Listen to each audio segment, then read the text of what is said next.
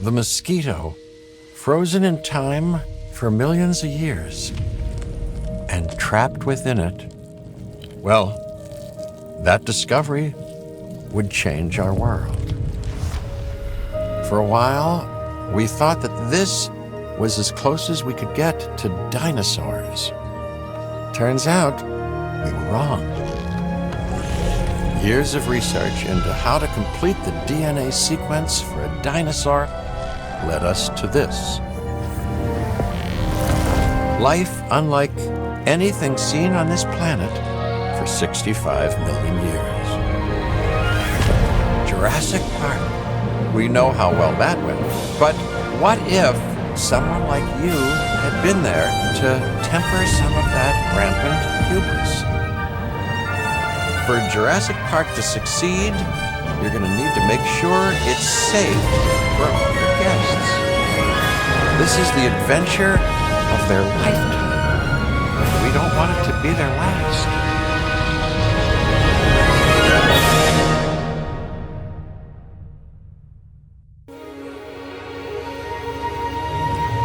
Wonderful, isn't it? This is a paradise, but it is missing what it once had.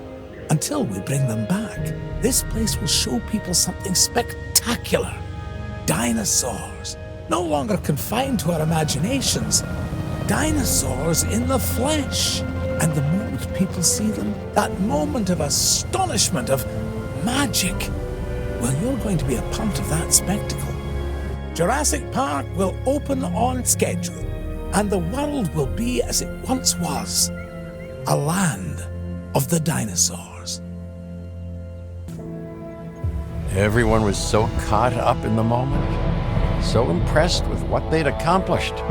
And then, chaos. A few years later, the dinosaurs made their presence known again at an island called Site B.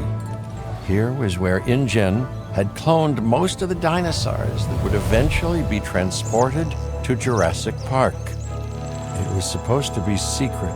If not for human curiosity, it might have remained one. Peter Ludlow was now in charge of InGen, tasked with bringing his uncle's vision to life.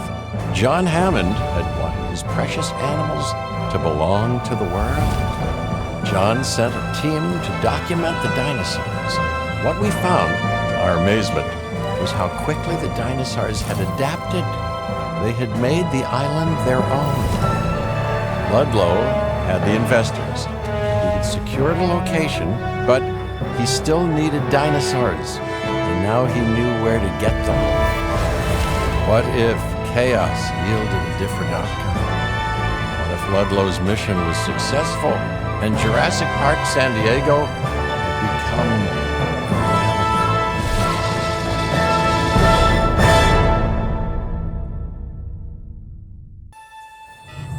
That is quite, unimpressive. Say, how long ago was this place abandoned by InGen? Oh, years. After the incident at our first site. We listened to the concerns, Doctor.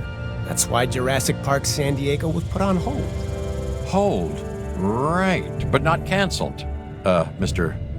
Thompson. I believe in the work. You know, that's why I'm here.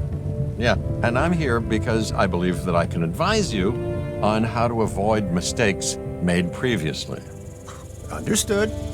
I know I can realize the original vision for this park. I admire your confidence. I've seen it before. Humanity and dinosaurs were never intended to be this close to one another. San Diego deserved better. So too did the dinosaurs. But human beings, well, they're predictable, curious, greedy. These intruders caused more chaos than anyone could have imagined. In the time we'd been away, people had gone from caretakers to threat. Simon Masrani wanted to realize John Hammond's vision. Bigger, grander, more ambitious than the original. But dinosaurs have their own ambitions: to hunt, to feed, carve out their niche in this strange new world. Let's see how things play out when we add you to the mix. Try not to get in their way. You might be destined to repeat the past.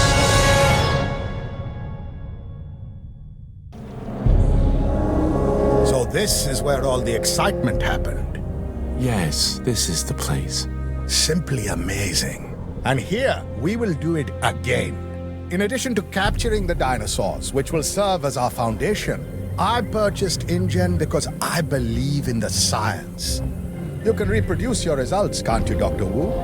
Of course I can do it. But it's going to take considerable effort and resources to get the science back to where it was. And you will be well compensated for your efforts. Of course, I demand results. And you will have them.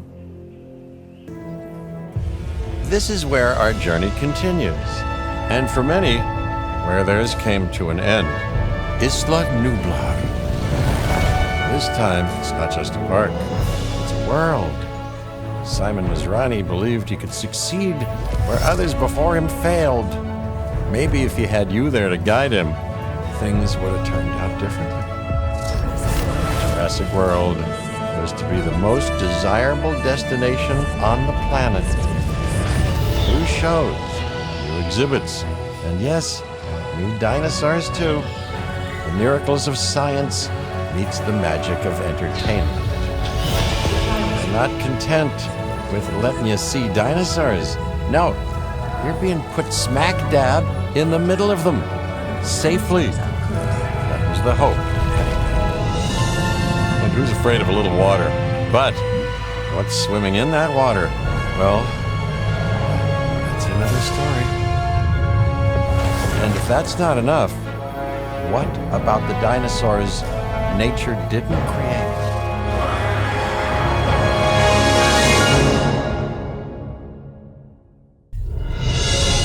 John Hammond had his vision, and I have mine. I'd like to think that had things been different, he and I would have been good partners. His passion combined with my business savvy, it would have been quite the team. But alas, it was not to be. And I was left to pick up the pieces of what might have been and turn it into what should have been all along. A premier world-class tourist destination. The only place on the planet where you can experience dinosaurs up close and personal. Here, people will once again discover the wonders of this world. They will have a renewed sense of life, and they will gladly, willingly, eagerly pay for that experience. Science didn't bring back dinosaurs. It brought back possibilities. Hope. This is what I see. This is Jurassic World.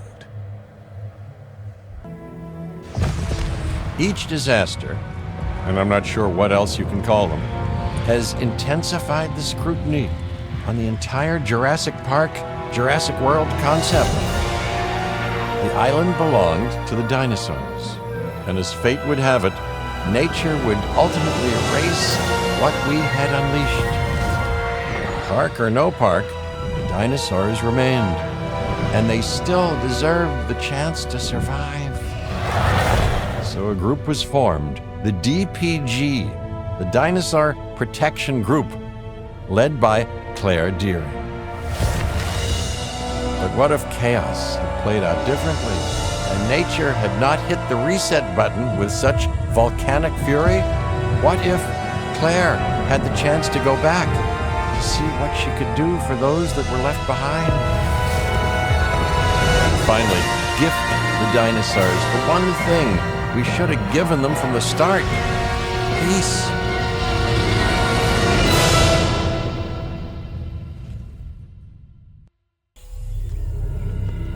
So much has changed since the last time I saw the island. Dreams and lives destroyed. The world coming to terms with what we did or failed to do when all hell broke loose. Hearings, depositions, everyone looking for someone to blame, someone to hold accountable. Some good did come out of that ambition and out of our mistakes. The world now has dinosaurs. Again. And everything changed, including me. So why come back? Why refresh the memories, the nightmares?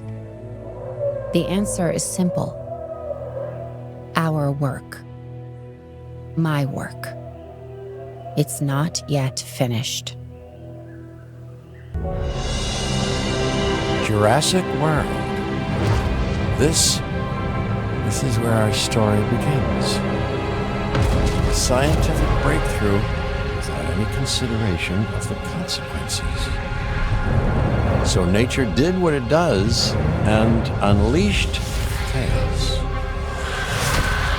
This time, we were deeper into the illusion of control, and the chaos brought something much worse.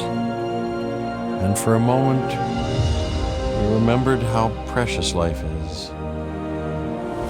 Time has a funny way of softening our memory of what it's like to lose control. And ambition. Ambition is a persistent thing.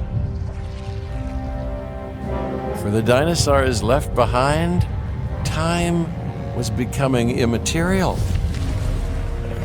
From miracles of science to assets destined for exploitation. Perhaps it's time we reflect on the true nature of nature.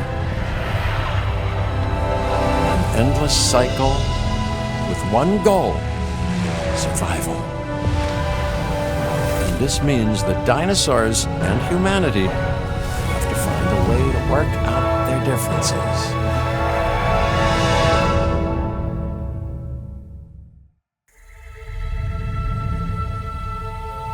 To us, a desert is a wasteland, devoid of anything but the most extreme examples of life.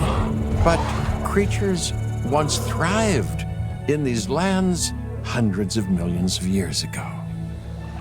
Given the geological history that we're dealing with, dinosaurs walking among the tumbleweeds isn't that much of a stretch. The current situation, where dinosaurs are running wild, is untenable to those in charge, well, those that think they're in charge. So we're left with a problem or an opportunity. This is where you come in. They've ignored my warnings before, but maybe this time with you, it's going to be different. I'm willing to embrace the uncertainty.